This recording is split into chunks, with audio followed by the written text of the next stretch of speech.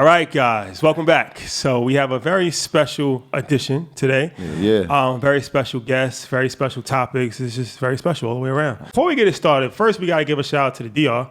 Did you know that we was number 2 in DR for Business Podcast? I did not know that. Yeah. Wow. Yeah. We have a very strong following in That's DR. crazy. Some of our best guests, Lord of the Slums, my man Fernando, shout out to Caesar. And shout out to everybody in Dykeman. Yeah. It's like a second home for us. They show us so much love out there. It was the first place when we stepped out the car. Somebody was like, "Yo, Troy, Rashad," and we were like, "Oh, they know it's out here. Yeah, This is great." Shout out to Dykeman. Shout out to the tournament specifically. Shout out to Miguel, Chris, Kenny, Mikey, Dimalo. Yeah, Kiki, what up? For sure. Kiki, what up? Kev.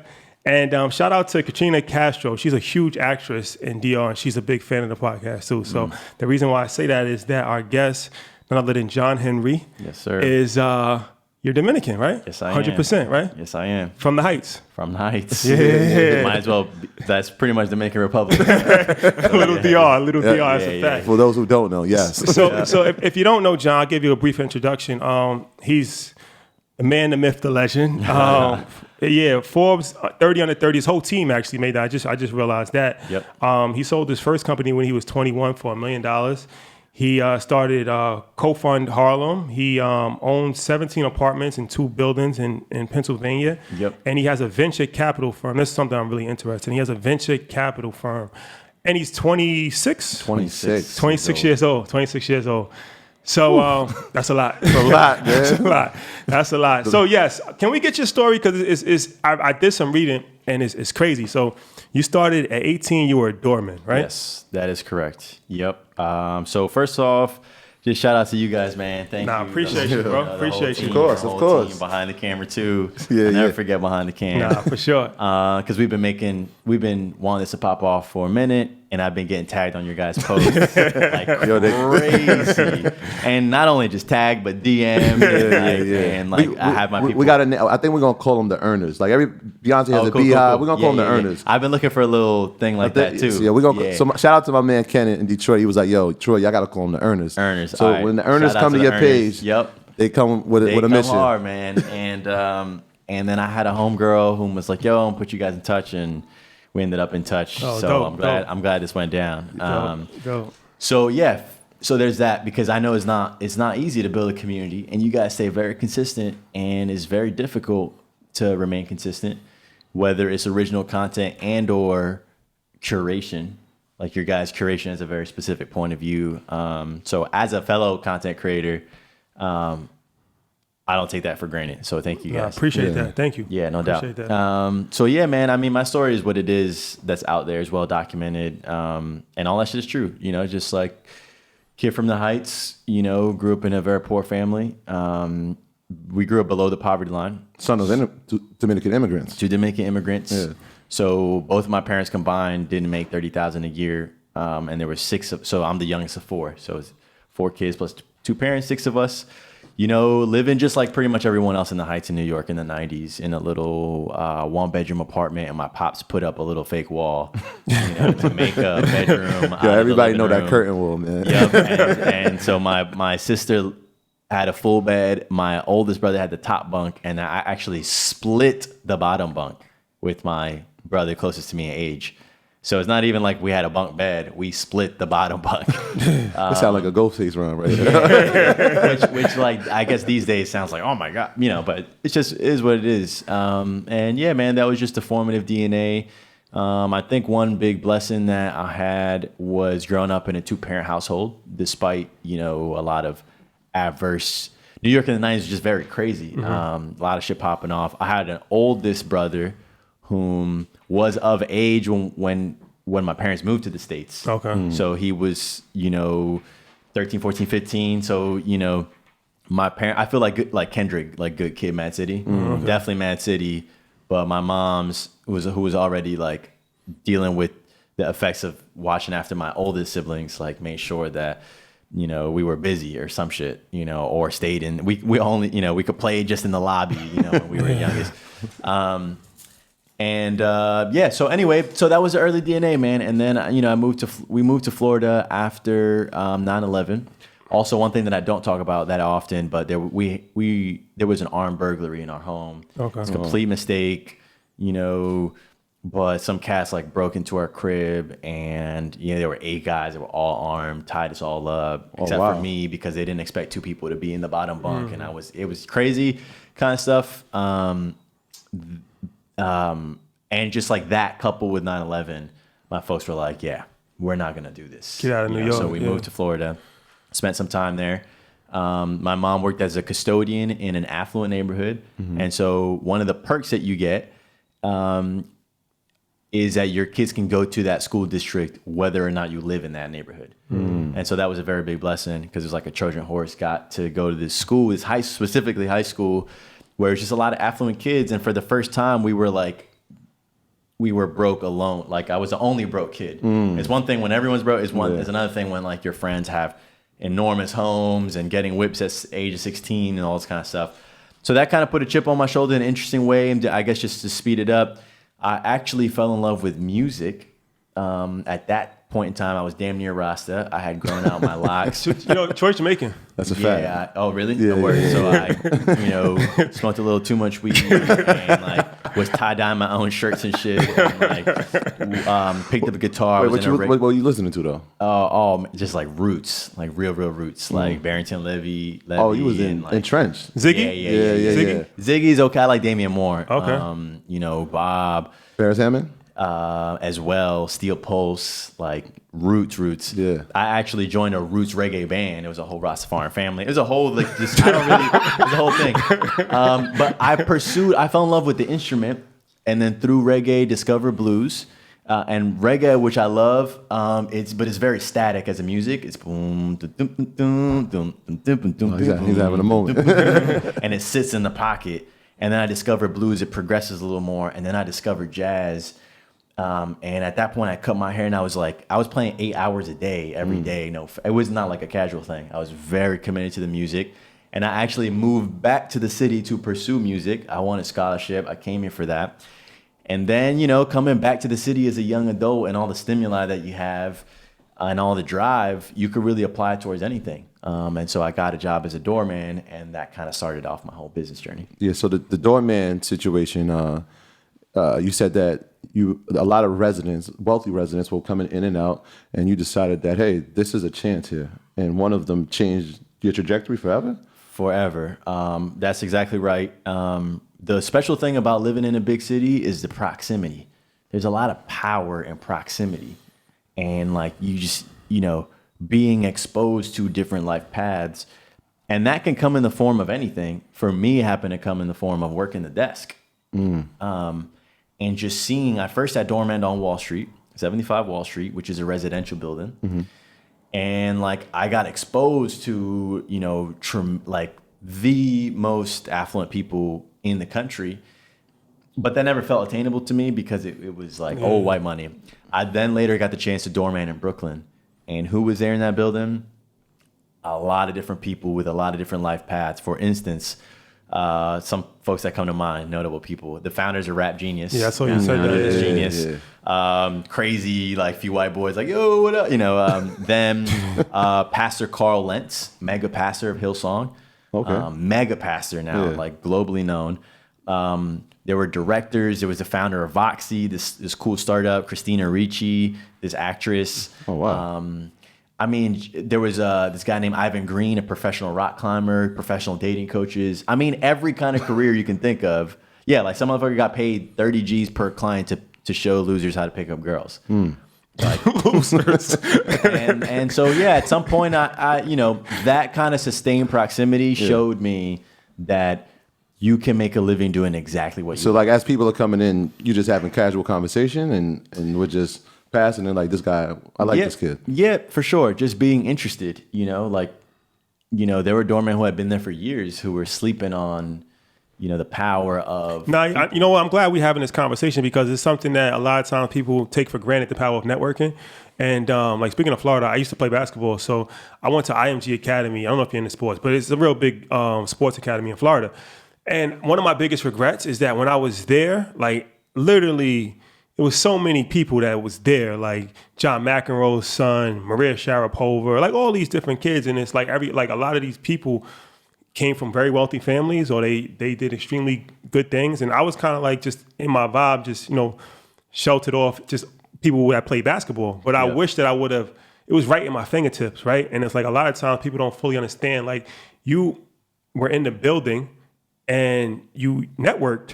You wasn't like their peers, but that didn't stop you from actually networking, making relationships. Yeah, and I just, want to bring a little color to the word networking, because that, to me, it's got a fake connotation of like networking, like you're looking for something out of someone. And that was just never that was never my thing. I was never like, yo, I'm going to meet with this resident. Cause it was just like, I'm just interested in you as a person. Right. You become part of their daily life. Like I see you every day. For sure. Right. Like we have how's your kid? Like, right. just like, you watch their kids grow, you watch them get a pet, you watch all these things happen. And there's something special about when you connect with someone with no expectations in mind. And like, that's what to me builds real depth and allows you to transcend beyond the networking bucket. And then you develop a real relationship. And I'm still friends, actual friends with a lot of these people, man. And it's crazy because you're right. We weren't peers at that time. Some, and a lot of us are peers for real. And it's just, they still look at me and like, damn, that's crazy. Because come on, they seen the cut. Started from the bottom. Open the door for me. Started from the bottom. Really, it's crazy. So all right. So how'd you get the cleaning business though? All right, so the cleaning business, and I'll run through this quick because this is well documented, and I suspect that maybe some of the folks listening might have heard this bit of this. But yeah, man, there was one resident in particular. His name is Hugo. Shout out to Hugo. Love him like a brother. And he comes from where I come from, different neighborhood, Brooklyn, but, just from being poor. And he was like, yo, what the fuck you doing, bro?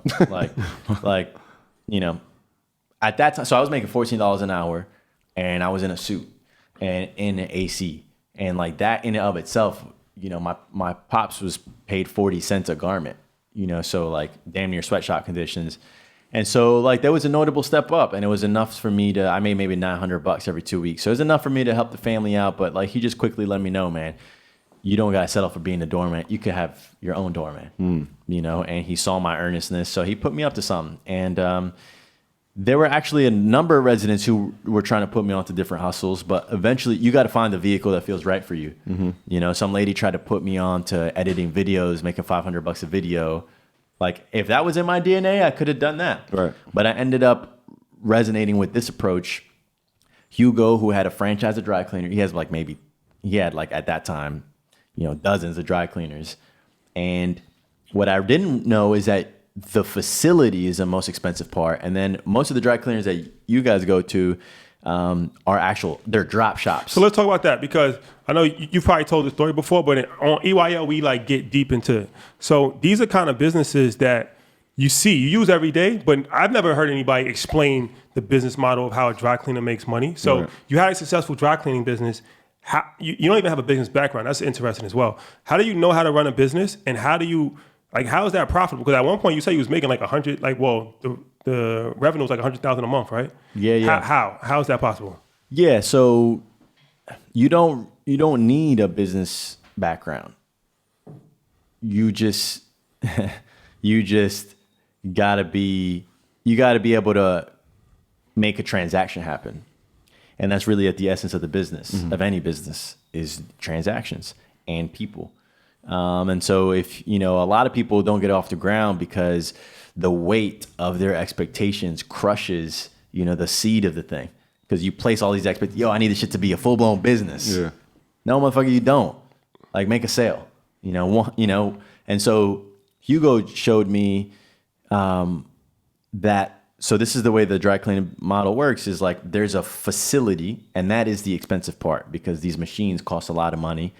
And dry cleaning uses something called perk, which your clothes do get wet. So dry cleaning is like a false pretense, but it gets wet with a solvent, a chemical of sorts, solution called perk. And so anyway, that stuff has to be handled in a very specific way and whatever. So the facilities are typically expensive. However, most dry cleaners that people interface with are actual what they call drop shops. So there's just a small retail facility, might be 400 or 500 square feet, where customers go, and it's typically in a residential neighborhood, And customers go and they drop off their garments. Like if if I were to drop this off, this blazer would cost me like $9, and my pants and whatever. And then what those retail shops do is they actually outsource them to the facility. And then you typically pay on a per piece basis. So for me, Hugo gave me wholesale pricing without me having wholesale volume, i.e. this blazer as a regular customer would cost maybe $9 to dry clean. Hugo was doing it for me for $2. That's a great margin. Now, did you have a facility, or are you doing? Well, so Hugo did. Hugo Okay. was the facility. So Hugo was like, yo, I can't really the help plug. you out in that much, but I can give you access to a facility. Okay. I was like, perfect. That's all I need. Right. So my job, that's why I was like, there was no silver spoon or anything. My job was, he was like, all right, bet, you have that. Go make something happen. Good luck with it. That's it. Yeah. See you later. So then, I took the same suit that I was doormanning in and made some cheap business cards and some fucking flyers. And I called it John Henry Cleaners. It was not that original, and I just I was walking around Harlem and just knocking on doors, literally, and getting to know the doorman and saying, yo, I know you're the key to the building because I'm a doorman too. Right. And like getting them to refer their residents to me anytime they had an issue or whatever, and I would break them off on the low. And I remember when I got my first call from a lady, and I actually had gone to AT&T and paid them $200 to get a 212 cell phone number, so they thought they were calling a real shop. And I was having lunch with my parents, and I stepped out, and she was like, hi, yeah. I was like, yes. She was like, I'd like to place an order. I was like, all right, cool. Well, she gave me her address. I took the subway. I had no whip at the time. Took the subway. She opened the door.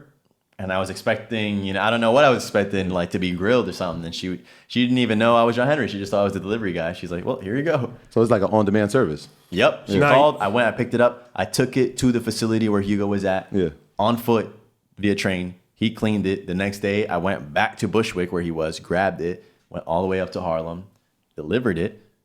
And then when I delivered it, she gave me $17. And like, yes, I traveled 3 or 4 hours total to make $17, but those $17 changed my life because it was $17 from my own system. Yeah. And $1 from your own system is worth $1,000 from another man's. That's powerful. And also, what I like about that story is that it's a lot of creativity in that. You ever watch Casino? Nah. What? Yeah. You gotta watch Casino. 26. But He's only 26. In Casino, Sam Rothstein, who do you say the most important people in Vegas was, Troy? The dealers? Nope. The people at the table. The valet parkers. Oh yes, they know everybody. They know everybody. That's so true. Yes, the thing I like, the average person, if I'm starting a cleaning business, I'm going door to door.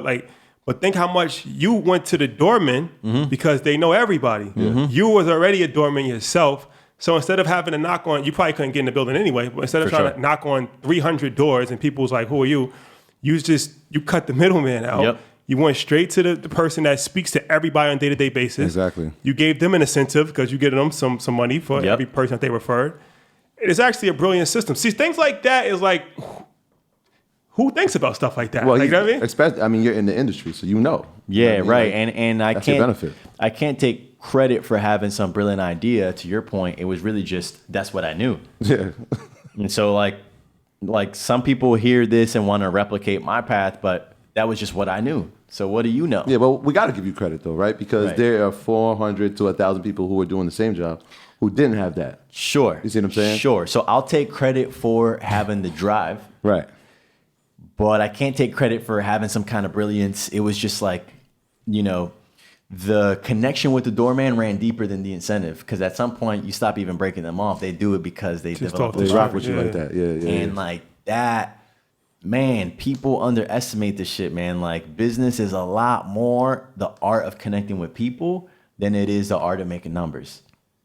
Later, the numbers, you'll make some money as a result of connecting with people, in my opinion. So you scaled it to 100,000 a month?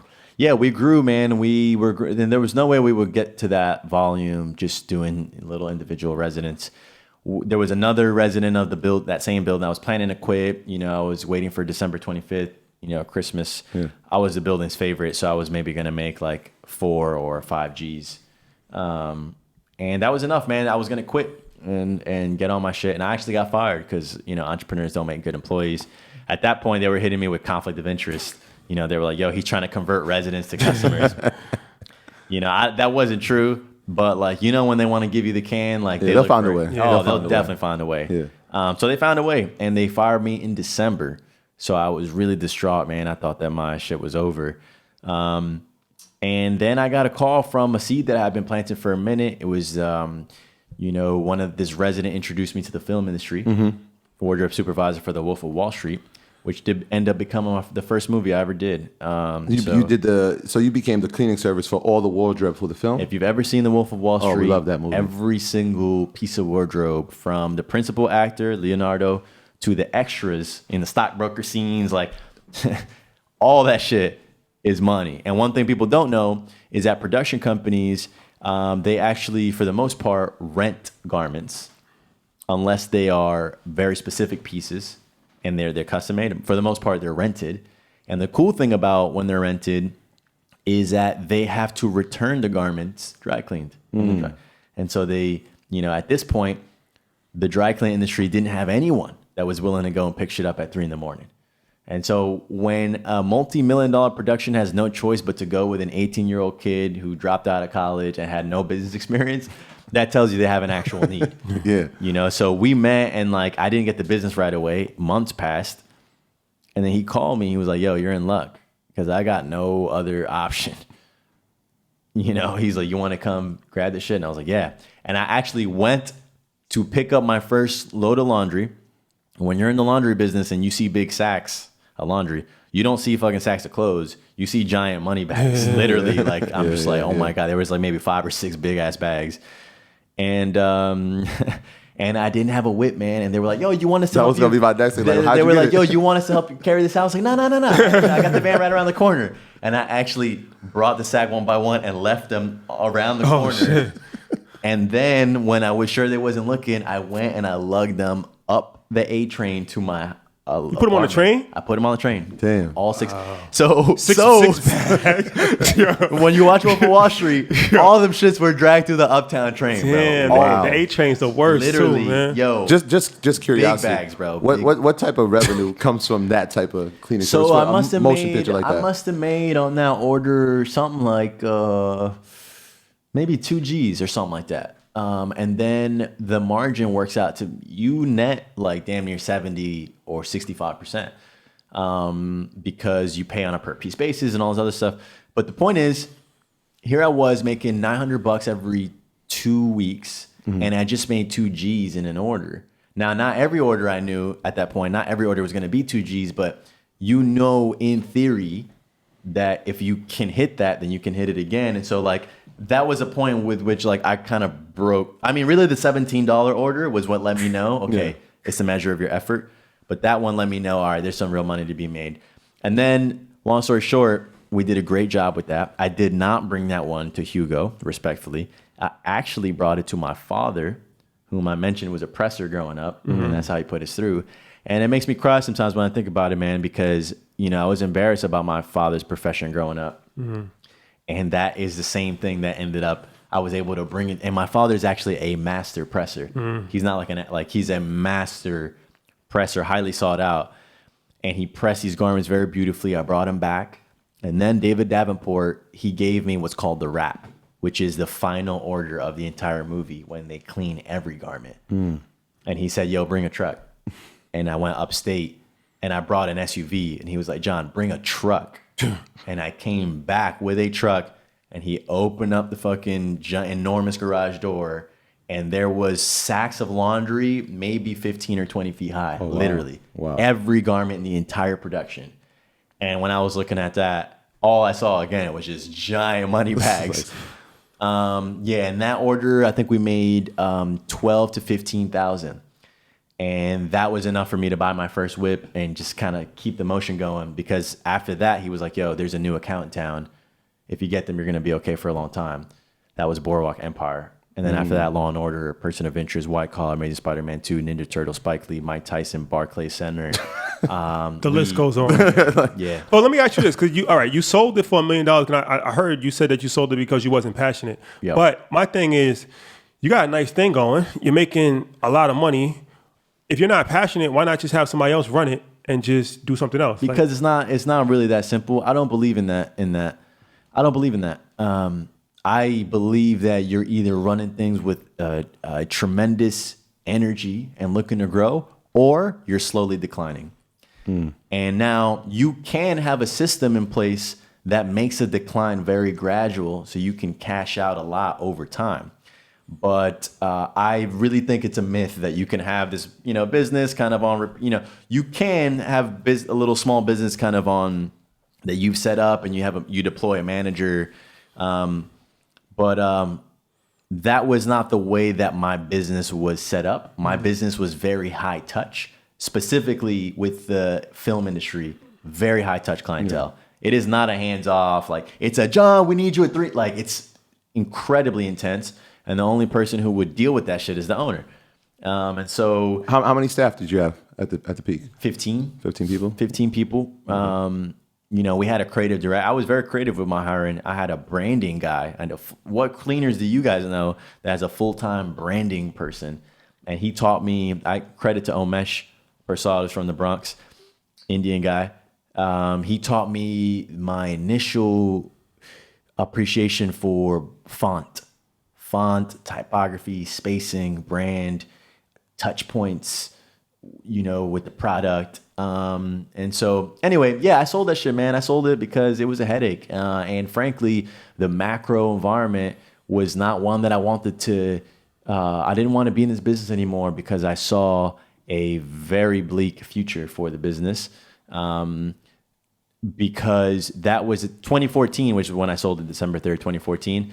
That was the time when it was not clear if it would be Uber or Lyft.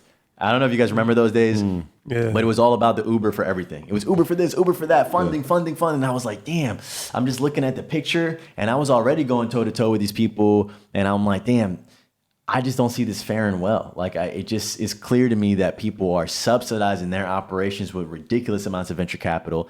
At that point, I didn't have confidence in my ability to raise venture capital. And, I was like, dude, I got some decent that I built. Someone's willing to pay for it. Let me just sell this shit. $1 million? And I could, that was a gross. That was not the net ticket price. Okay. But that was like, to me, the power of narrative and the power of confidence. And like, I started something in my own mind. I started this shit at the desk with my own mind. Put some brand behind it, bells and whistles, whatever the fuck you want to call it.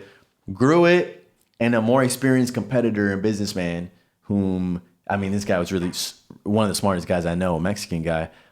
He was a mathematician by trade. And he saw value in it, and I sold it, man. And at 21? At 21, yes, wow. sir. So, all right, you just talked about VC. So this is going to bring us to our next segment. We're going to talk about venture capital. That's what you're doing now. And this is something that I'm really interested in because we haven't really covered this in depth at all. So, cool. Yeah, we're going to talk about that next. Fellas. All right, so now we're going to talk about VC. So we spoke. You ready? I was about to take a sip. We can take a sip. Well, the camera's on me anyway. But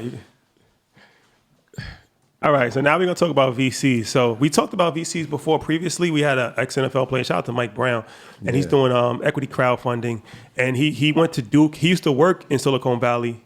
So he's Silicon Valley. Yeah. And we know. So, he told us about the whole VC process and all that. But like I said, one of the good things about Earn Your Leisure is that it's kind of turned into like a college course in sorts, where it's like, a lot of these things you hear about, but nobody really knows the inner workings of it. And from his perspective, he told us on the outside in, but you actually have a VC firm. Yes. So we're just getting the apple sauce from the apple orchard. Yeah. Yes, sir. So this is dope. So, all right. So we got to tell a story on this. How did you come into the venture capital world? Okay. So after I sold my business, I, at that time, was very passionate about building some kind of startup community in Harlem. So I did that. And it initially started as like a little meetup that we call Cofound Harlem. And it just kind of turned into, at that point, because I sold the business, I had a lot more bandwidth and creativity and runway, and I wanted to make some shit happen. So we added a little business model behind it. It was not a great one, but it turned into an incubator of sorts. I convinced a developer to give me space for free. By the way, this is a thing. I learned a lot through Cofound Harlem. because it was a non-for-profit that focused on economic development, so improving the area. And so that got me to interface with politics. So, my bad. Yeah. Because people might not be familiar. Cofound Harlem was an initiative that you started to help small businesses in Harlem get capital, right? Yes, it was the first incubator in Harlem. And so that kind of project, I stepped up a little bit in my thinking. I got a little bit more macro because I was going from just operating a business. Now I'm helping other people operate. So I'm interfacing with politics because I discovered, oh shit, politicians care about the area getting better. But more important than politicians have power, but real estate developers have a very long-term interest in the area, I discovered. Longer term than politicians, because politics are just like looking for the quick election. Yeah. These motherfuckers are here 40, 50 years. And so I pitched a developer to give me free space.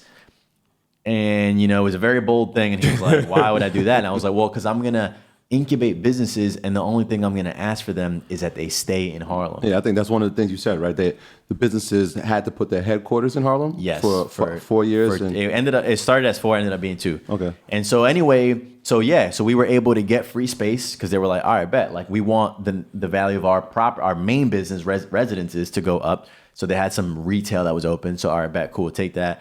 So we got the space, we got mentors, we made a little bit of buzz, we got companies applying. All of a sudden, I'm running an incubator. It's a non-for-profit incubator. I'm raising money through grants and fund, and sponsors and shit like that. And I inadvertently got into running kind of an events business. We had a little bit of an event. That's when I really started dipping my toe into content and building a community type business. And then eventually, one of my biggest donors, who I didn't know. His name is David Rose. He's a very prolific angel investor. He's one of the most active in New York City. He pretty much was like, yo, I come from a big real estate family. You might not know that, but I want you to do what you did for Cofound Harlem for us and learn the investment side. Can you describe what an angel funder is? Yes. Angel investor, so an angel investor invests in startups with their own money. A VC, a venture capitalist, invests in startups with other people's money. And that's really the key distinction. And so David Rose is a prolific angel, and he wanted to recruit me and help him run a fund as a real estate technology fund. So we invested in a real estate technology, not physical stuff, property management software. And I told Dave, I was like, yo, I don't really know any of this. He's like, John, we know real estate. You bring your energy. So anyway, fast forward a year. We learned, we made some good investments. And like I sourced the deals on my own. Like I did everything on my own because they were too busy to really give me guidance. But the most important thing I learned had nothing to do with the job itself. It had to do with like the family had generational wealth. Like they controlled dozens of thousands of units in New York City.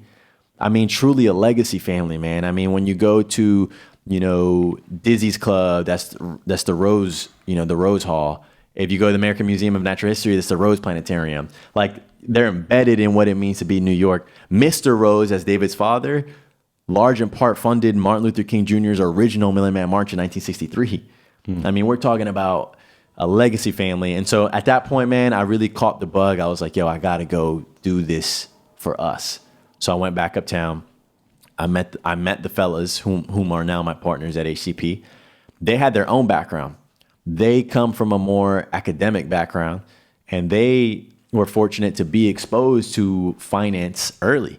I learned this shit through being an entrepreneur. They learned this through there are pathways and programs in place. There's one called SEO, and there's one called MLT. These are placement programs specifically for people of color to break into investment banking.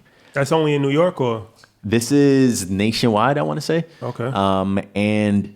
And yeah, these brothers actually all, the group was bigger back then. They all met in these placement programs, all working for banks, Goldman, Bank of America, shit like that. And they decided yo, let's put our bread to work. So that, they started doing that, and they kept hearing about me. Because that's one thing. If you are top of mind at whatever you do, you're going to get more opportunities. And so, eventually they came on my radar, we met, and we started investing together. And one thing to clarify, and this is really important, because, people who want to get into VC, they think if you don't have $1 million, you can't do it. But in reality, our first few checks were like 10 or 15K. By the way, split between like 5 guys. So it was like literally 2 or 3K each. So that's what you all came to the table like 3,000 apiece? Yes. Okay. That's enough. Right now, look, if you can't make/save enough to make 2 or 3K, you're not ready. But if you're not bullshitting and you're serious about your shit, you can stack 2K, 2 or 3K. So 5 of you come up with 3,000. You got 15. We put together 15. And then right? what's the vision now? Like, and where are we then attacking? and then it's like, all right, bet. Now where do we put it? Right. You know? And so the quality of your deal flow increases over time. But at first, you know, we caught word of a local cafe that was looking for money. Cool. We put a little bit of bread into that. Got to experience what it was like to be invested in small business. We caught word of a dental practice. A guy that was buying a dental practice looking for money. Boom. You know, because you start communicating, yo, I'm looking for businesses to invest in. You do get deal flow back. You put it out and you start getting deal flow back. We caught word of a venture company. And so we invested in a few different asset classes. All with the initial 15? Nope. Or we're grossing as we go? Nope. So it was like, we did capital calls. Okay. Which is like, hey, we found a deal. It's time to put bread up. So that's a capital call, and you hit the whole group. Between all the 5 of you? There was like 6. 6 of you? Okay. So there was like 6. All right. So now it's like, okay, we put the first 15, but we need to put 5 more in each. Yeah. I mean, 5 was a lot for me at the time, but like, you know, it was like, hey, we found a deal. Who can put what? Was really the question. Okay. And like, if I was more liquid at that time and really liked the deal, I might have put 4. And then we might have had a partner who was like, yo, I can only put 1 right now. And so it would vary. And so, yeah, over time, you know, the interesting thing, and this is credit to my partners at Harlem Capital, is like we always treated 25K like it was 25 million.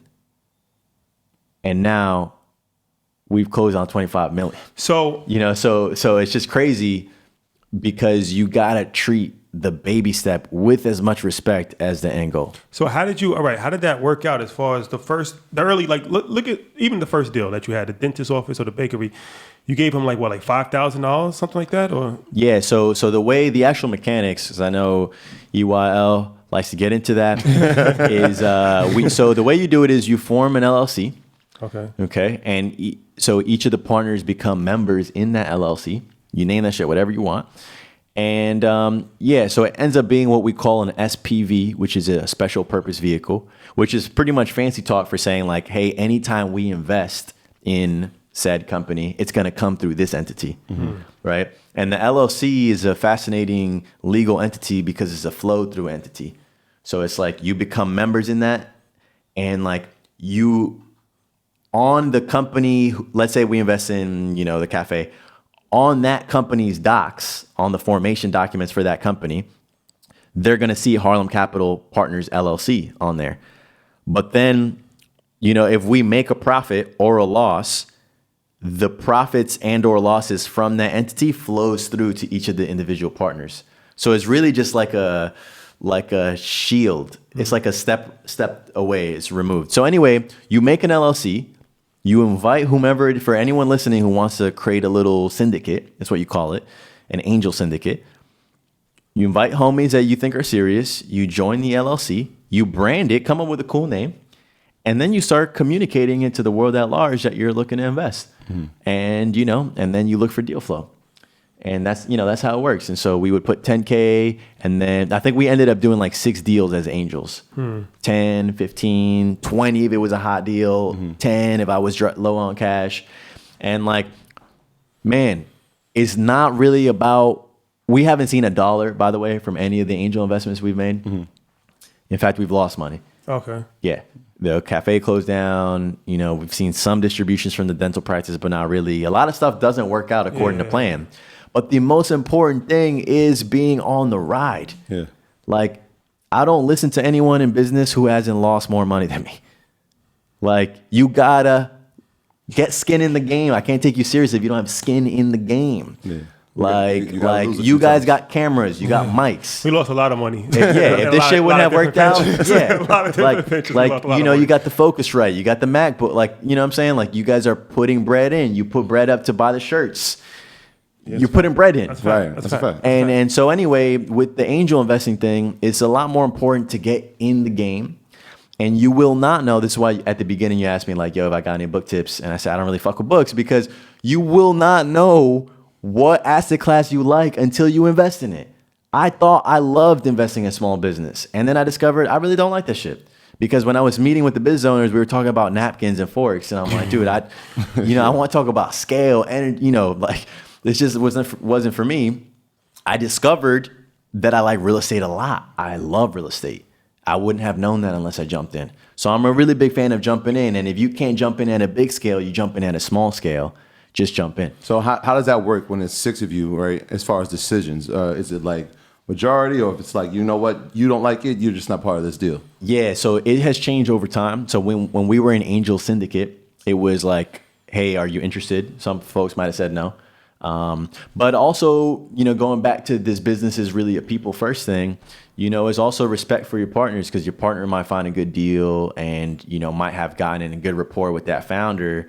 And then 2 months in, it's time to invest. And I want to support the fact that my partner is excited about this deal. And I'm going to I'm not going to step up big. I might put up 1,000 and be like, yo, all right, cool. Put that in the deal.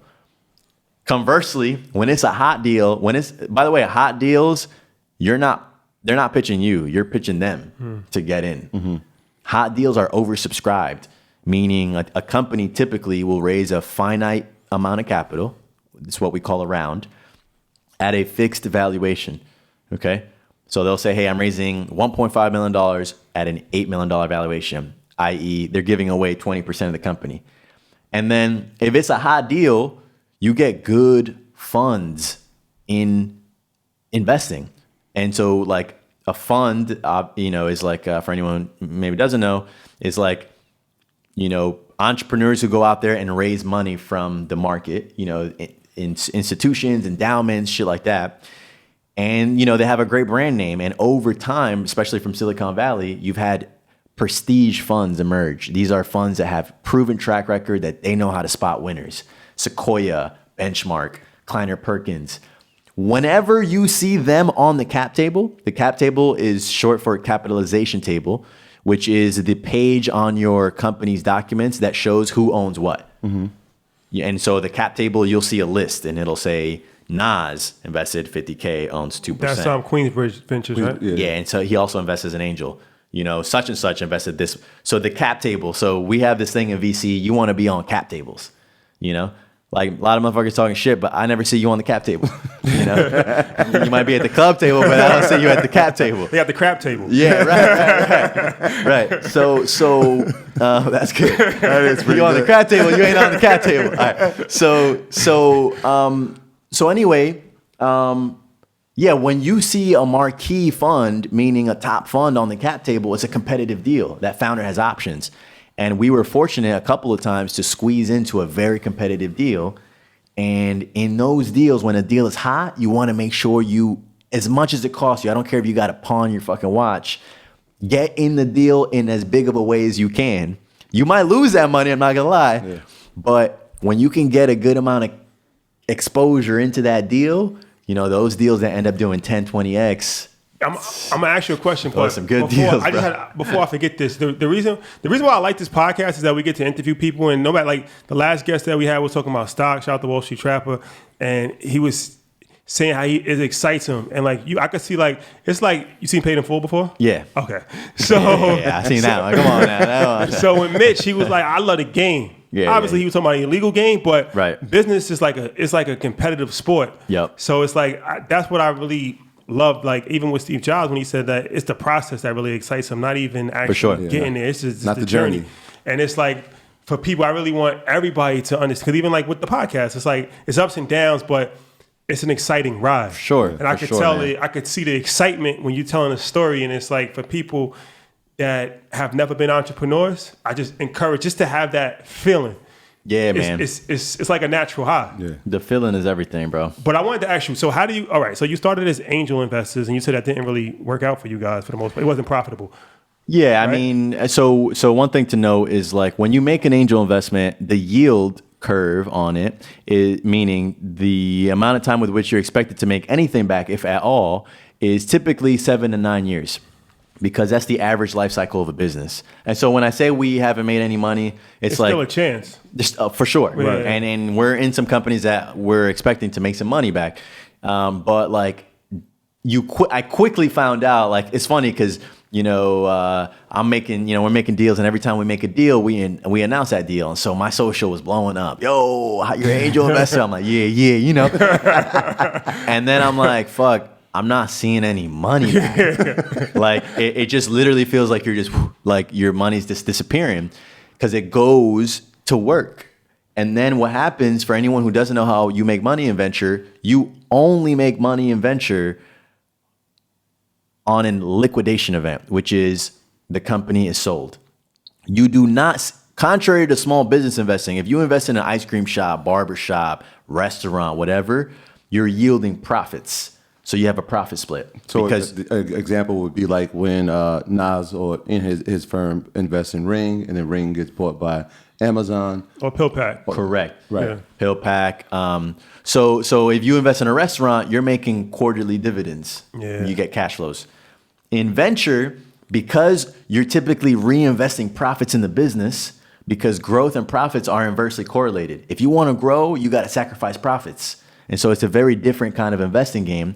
So you don't invest in a startup with the pretense that you're going to get profits. You would be hurting that business. Mm-hmm. So the trick is jumping in and getting in early at a nice valuation. On average, we invest in businesses along the businesses that are coming from the Midwest are on average valued between 4 to 6 million in venture, and businesses along the coast are valued between 8 to 10 million.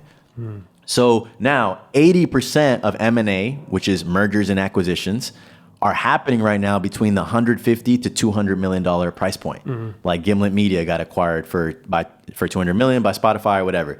If I would have gotten into Gimlet Media when they were worth $10 million, you do the math on that. You get in at 10, they get sold at 200. Whoop, you got a 20x. So what money did you put into that deal? If you put in 100, that'll tell you what you net at the back end. So anyway, I'm just clarifying how you actually make money in venture. Mm-hmm. You get in at the sweet spot, and then that business grows. And if you're fortunate, it gets acquired, and then you net. What's the difference between the valuation of cities that are inland and the ones against the coast? That's a great question. And the real reason that businesses are priced differently based on geographies is due to cost of living. Okay. So like businesses you might make more as an individual in New York. And so as a result, employees are more expensive, offices are worth more. And there's also more capital in that market. And so you can usually justify a higher price point. Whereas I love investing in businesses from the Midwest because they're reasonably priced. In fact, they say, this is a nugget, VCs say that the actual valuation, the true valuation of a business is the Midwest valuation. And then when you go out to the coast, you get inflated. Because when you're in Silicon Valley, those motherfuckers will pay any price for any business. And so we actually rarely we haven't invested in a single business from the Valley because by the time they come to us, they're like, oh yeah, we're worth $20 million. I'm like, show me your revenue. They got 100K revenue. I ain't paying $20 million for 100K in revenue. So like, there's one thing to know as well is like, there's actual different investment climates among the coasts. The West Coast is very like, yo, we're looking to scale by any means. And the East Coast is a little bit more like conservative. We're looking for revenue and a little bit more modest growth, but revenue. So how did you guys go? You have $25 million war chest right now? Yeah, it's a little bit beyond that. And we get this a lot because people will say, yo, I want to break into VC. Yeah. Well, there's a number of ways. You either work at a venture firm. Good luck breaking into one. They're very exclusive. Or like the path that we took, we started as angels. And eventually, once you have enough of a track record, you can go out to the market as a whole and say, hey, here's my thesis. Like, here's my idea. And it could be like our shit is around investing in diverse founders. Like we invest in women and minorities, but that doesn't have to be your thesis. Your thesis could be around sports. Your thesis could be around music. Yo, I want to create a fund that invests in, music companies, sports companies, sewage, you name it. And the true test of whether you can raise a fund or not is if you can convince enough people to believe in your shit. And what I found out raising money is there's a lot of motherfuckers with money out there. That's a fact. You said Especially in New York. that the goal is got money. to invest in 1,000 companies over the next 20 years, right? Yes, sir. So that would mean like 50 companies. Is that the goal? Like you're doing 50 companies? We're in a year, doing or just 1,000 founders over 20 years. Okay. So like if we invest in one company that's 4 founders, we're counting that as 4. Okay. But yeah, the way our fund model is structured right now, we're looking at doing 30 deals out of this first fund. And then, it'll accelerate. So it's not very linear. It's like our first fund might be 25 to 40 million. Our second fund is going to be 100 million, then quarter billion, and then $1 billion. We're thinking pretty big. So it's all relationships. You build relationships with people and they invest in your fund. Yep, that's right. The same way that entrepreneurs are asking for money, we're doing the same shit. Okay. And so the biggest misconception, like when we close our fund and we make the announcement, I think it's going to make a very big splash because we're going to be like, young, of color, and I think we're going to raise a considerable amount. People are going to look at the headline and automatically think that It's you. It's not our bread. Okay. So full disclosure, not our bread. Well, that's important to know. It's very important to know. Because a lot of times people, the angel and the VC, they kind of get that mix, and they think if you have a VC firm, all of that money is your money that you're putting up. Yeah, and if you want, so I'll just break this down quickly. The fund model, all right? This is how you make money. When you cross over from angel to VC, you get paid on what's called the 2 and 20. That's the fee structure. So the 2 refers to your management fee. So whatever the total size of your fund is, this is why you're incentivized to go for a big fund. Whatever the total size of that fund is, 2% of that annually is what you make as your fee. So on a $25 million fund, 2% of that is $500,000. So you get $500,000 every year to pay for salary, office, travel, everything. Now, if, with a team of 4 in office and stuff like that, like, you might make 100 G's on salary. Like, that's nice, but you're not going to get rich off of that. Yeah. You're not meant to get rich off of that. Mm-hmm. The LP, there's 2 kinds of partners in a fund. There's the GP, the general partner, which is the partner that's putting in the work. And then there's the LPs, the limited partner, it's the person who's investing. So your LPs do not want you to get rich off the fees because then you would never work. You get rich on the other side. I remember I said it's 2 and 20. 2 is the management fee. The 20 is what we call the carry. And the carry is your share of the profits. So now, because we can get in a little detail, I'll just explain this. Typically, you as the GP, if you set out to go raise a fund, your commitment to the fund, you put up 1% of the total fund. Okay? So if my partners and I are set out to raise, as an example, 20 million, 1% of that is 200,000. So we have to come up with 200 G's across, the 4 of us. Okay, bet. Now, but here's the mind-blowing shit. Remember, I said the 20 that refers to your share of the profits, which is 20%. So we're making 20% of the profits on 20 million. So it's just like, I guess it might be complicated. It's like ingrained in me now, so it's not that complicated to me now. But like in a nutshell, if you can put together 200 G's, it's buying you a ticket to get the profits on 20 million.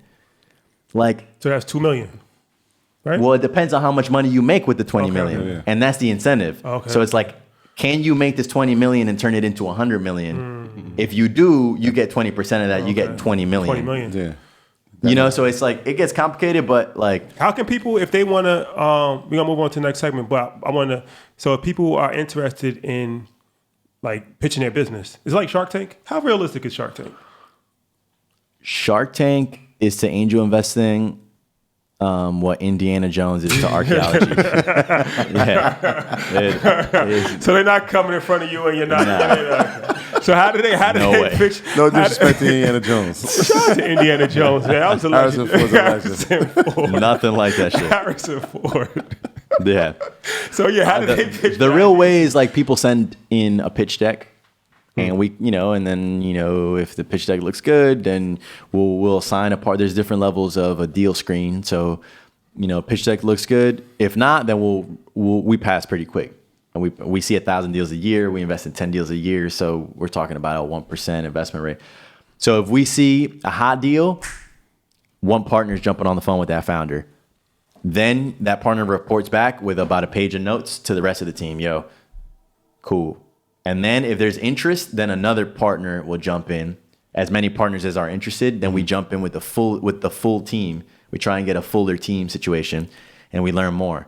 We have interns. So then our interns might go and do market research and analyze what we can expect to make. And then interest grows. And usually you have every partner leads their own deal at the fund. So it's all about like, yo, all right, what deals am I getting? Versus Brandon versus Jerry versus Henri. We're all looking for our own deals. And to your question about voting, we have a conviction over consensus philosophy. Like, it's not like all of us have to agree. It's like, is someone really worked up about this deal, and can you get people excited? Yeah. You're judging off the passion of one of your partners or yourself? Sure. Okay. And their ability to defend the deal, and we'll test it. We'll heat check each other and grill each other. Like, yo, I don't know if this deal's gonna make it. Like I tried to get a media deal through, and I couldn't get it through. It got shut down because my partners were like, yo, the media climate is really hairy right now. Vice and BuzzFeed and Refinery 29, they're not doing too well, and they're the big dogs. So how the small dogs, and it's a mental game. And if you can get people excited, then we close the deal and we say, all right, bet we're going to invest X amount. And then we just wire them the money. And then we prayers up. There you have it, ladies and gentlemen. 101, 103, 104, and 105. Right. That was it right there. Venture capital and angel investment. We're going to our last segment. All right. So in the last segment, we're going to talk about something that's near and dear to our heart. Absolutely. Is media, right? Yes, sir. So I heard you talk previously, and you have interesting views about media. And you still have your own podcast?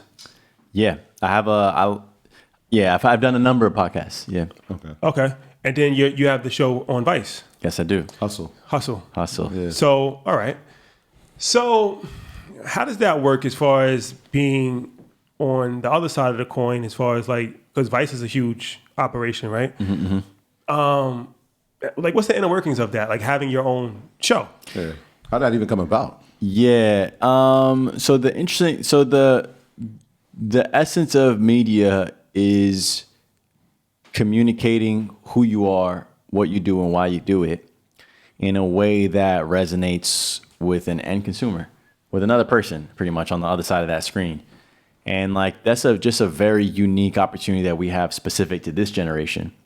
And at the essence of having a show and all this other stuff, and even Earn Your Leisure, at the essence of it is people are picking out what you're putting down. They fuck with what you're saying and what your guests say and all this other stuff.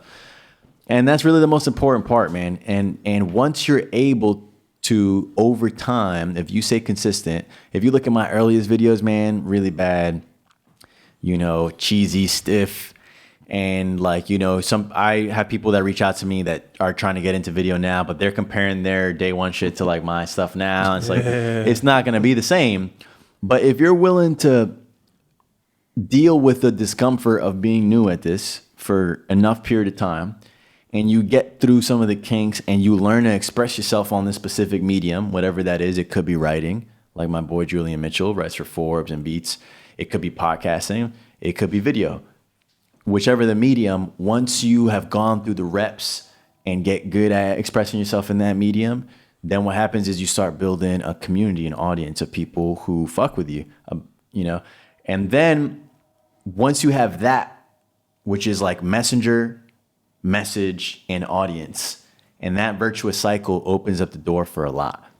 And so the first big media project that I was invited to do was a podcast that I hosted for eBay that was produced by a company called Gimlet Media. And that project, I got paid 50 G's to do that. And I didn't even know that you could get paid to do some shit that I would do for free. If you do something good, get paid for it. eBay was like, yo, we have millions of sellers. And Gimlet's like, yo, we have millions of listeners.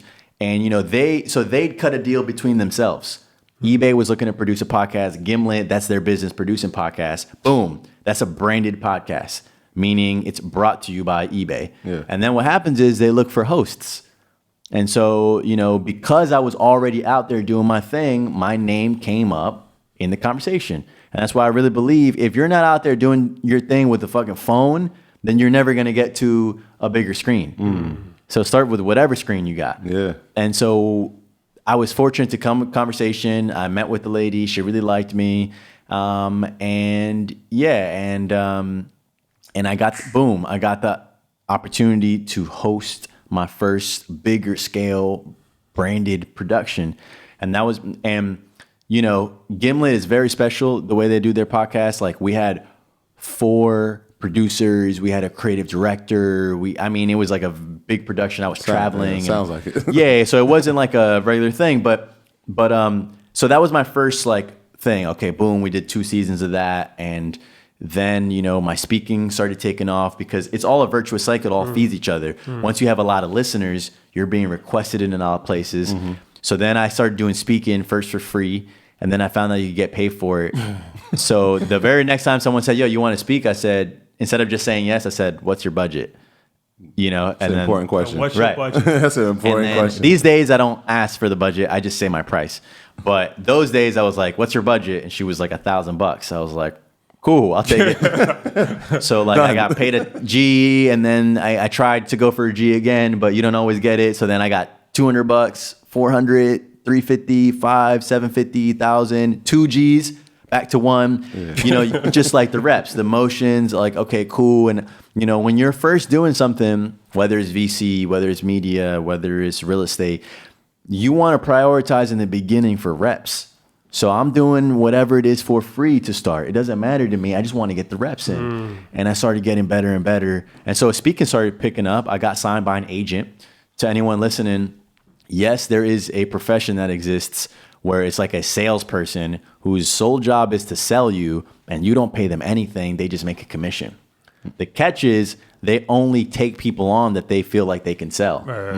And so I found an agent who was like, yo, you know, you got a lot of stuff going for you. Let me represent you. They found you or you found them?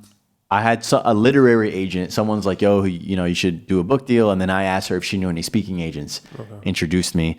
And the first time I signed to an agent, my rate for speaking got up to like $3,500. I was like, all right, bet. You know, it was higher than my $1,000 I was charging, but they take 20%. 20% of $3,500 is like $700. So I was netting like $2,800. All right, cool, I could do. And it was just whatever they brought me. So it was really net.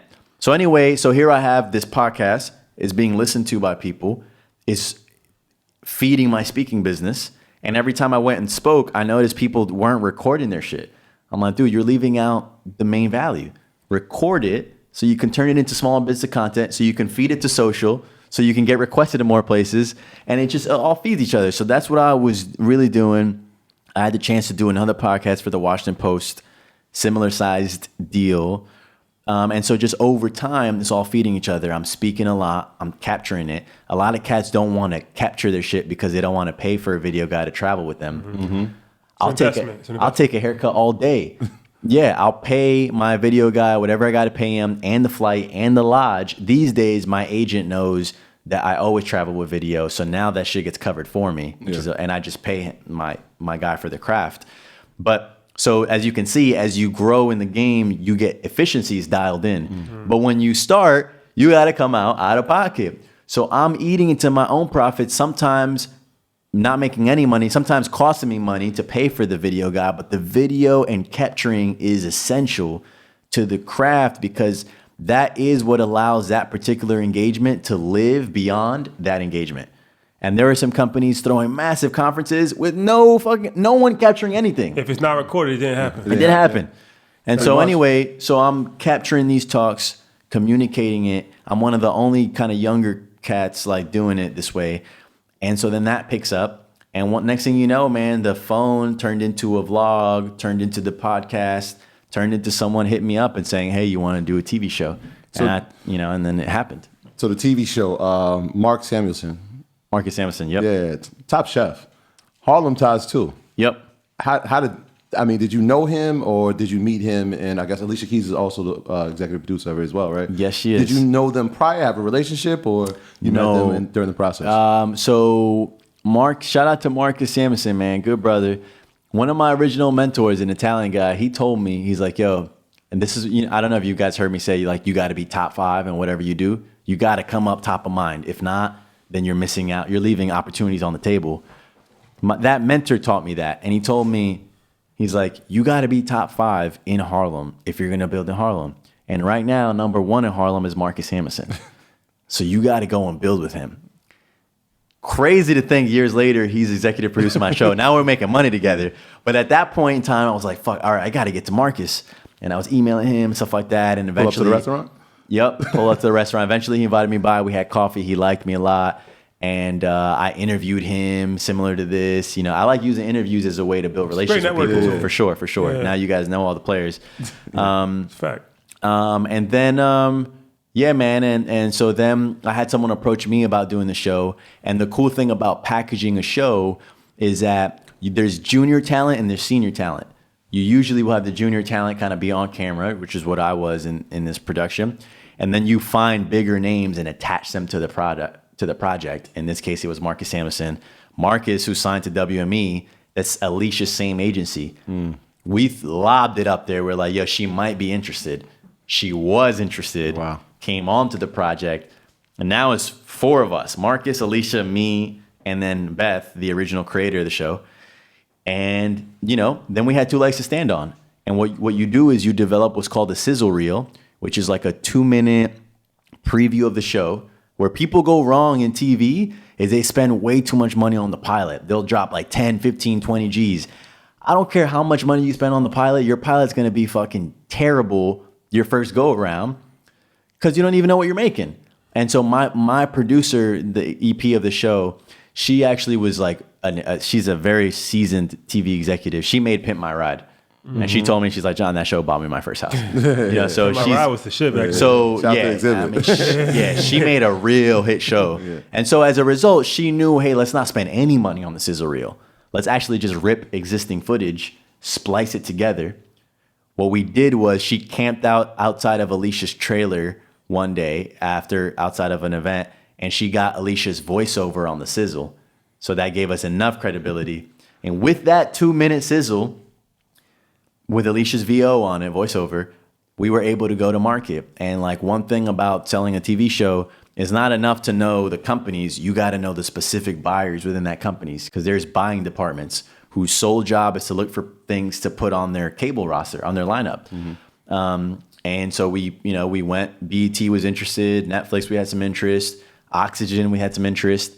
But Vice emerged as very interested. They called us in. Like it was very clear from the beginning that they were very, very interested.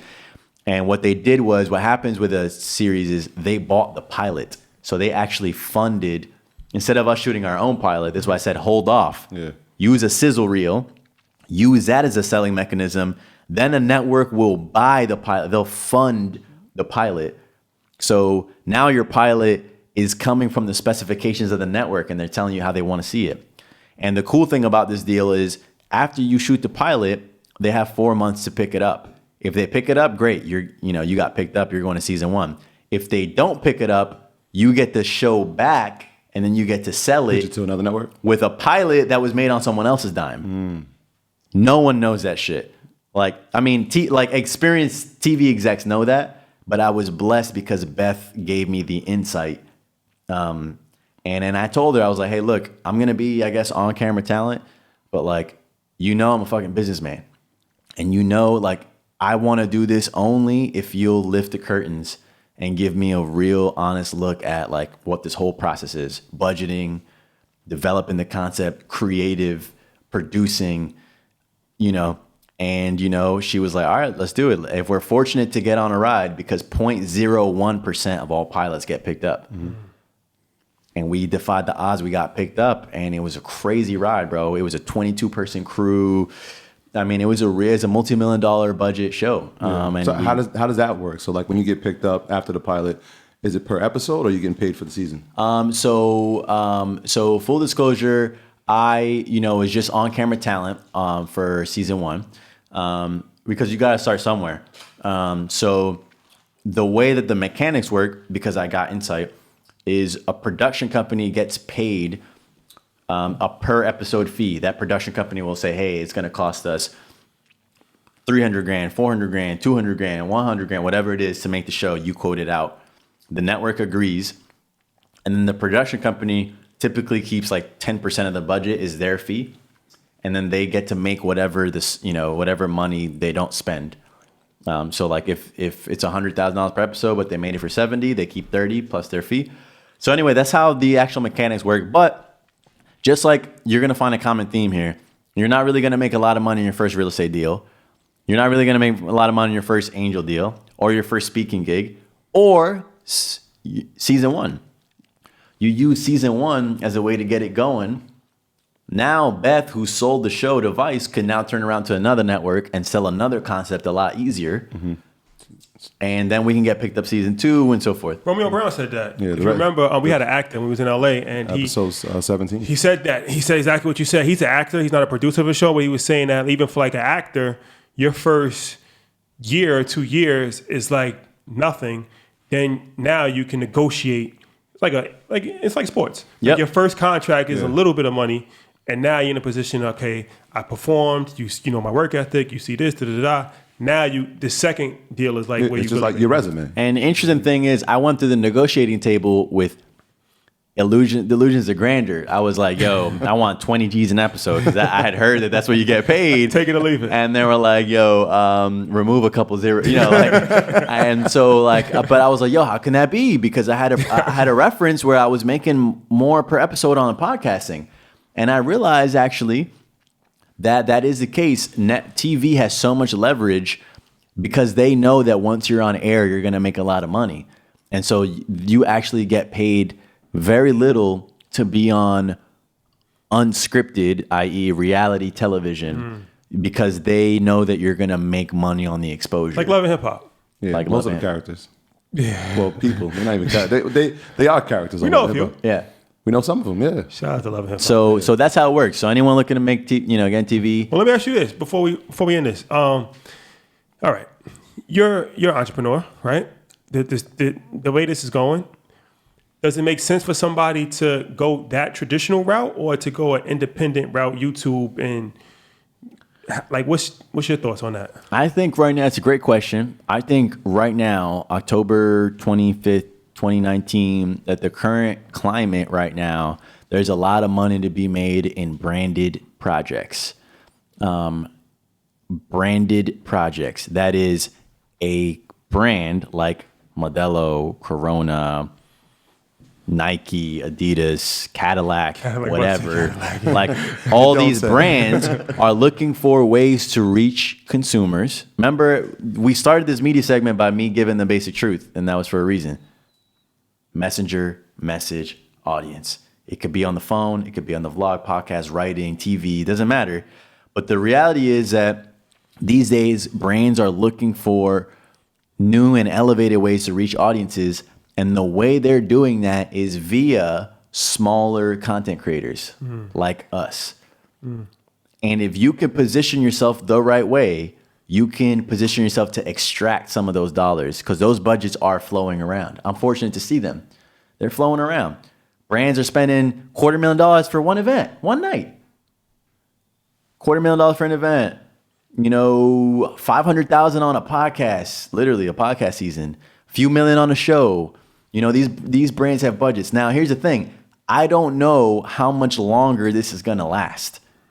I'm looking around like, yo, what the fuck? Like, there's money in everything these days. Yo, the other day I got product from a company called Poo-Pourri, which is like you spray this spray in the toilet before you take shit. And like when I got paid to take a shit, I was like, yo, there is literally nothing that you can't get paid for. Yeah, so with the Poo-Pourri, right? So with that in mind, I'm like, all right. One thing I know is that there's a lot of budget flowing around for creators. Another thing I know is that nothing lasts forever. So the third thing I know is I'm going to try and make as much of this bread while it's around. Get to the bag. This is a market reality that's specific to our generation. There are companies spending, incredible amounts of bread to create content, to build communities, to reach people. So with that being said, are you going to put in the effort to build the community And if you do and you become top 5, you will get hit up for opportunities to get paid to do what you love. It's a lot. John, man, that was powerful, man. Thank you for coming, Yeah, man. We no doubt. appreciate that. Something that we really been looking forward to, and I think every segment I learned.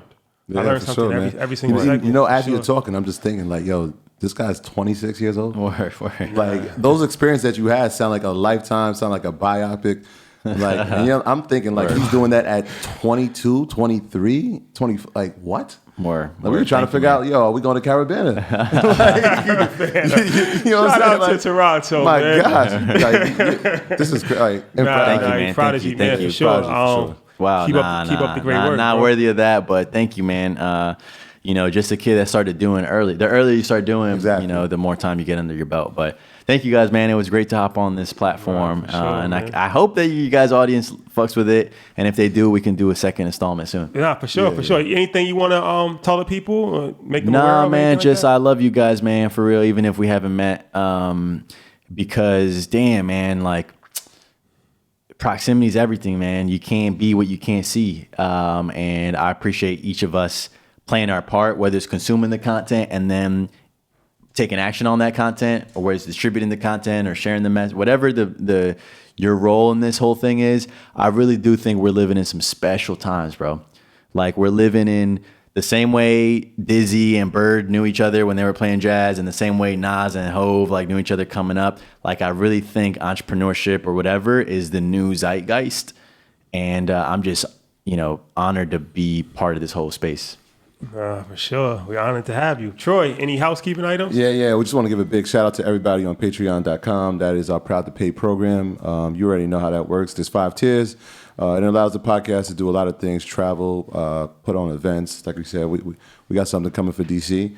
And Shout we out got to some the new sponsors. members. Yeah. Curvins, shout out to you, Al, Swin, Andrew, Jeff, and shout out to Rex. He's a tier 5 member. So shout out to him. And everybody supporting the merch on earnyourleisure.com. Patreon is a community. That's a big one. It's a Yeah, real community. we said that we're going to do something when we get to 100. We have like 96 right now. So we're going to do something when we get to 100 patrons. Shout out for to sure. y'all. And don't forget, DC, we got something extremely special planned for you guys on December 7th and December 8th. We can't release December 8th yet. The book tip of the week is Steve Jobs' autobiography. I actually read that book. It was actually a really good book, inspirational, and it kind of outlines his whole journey in business. So, yes, once again, thank you guys for rocking with us. We'll see you next week. Peace. Peace. Peace, earners.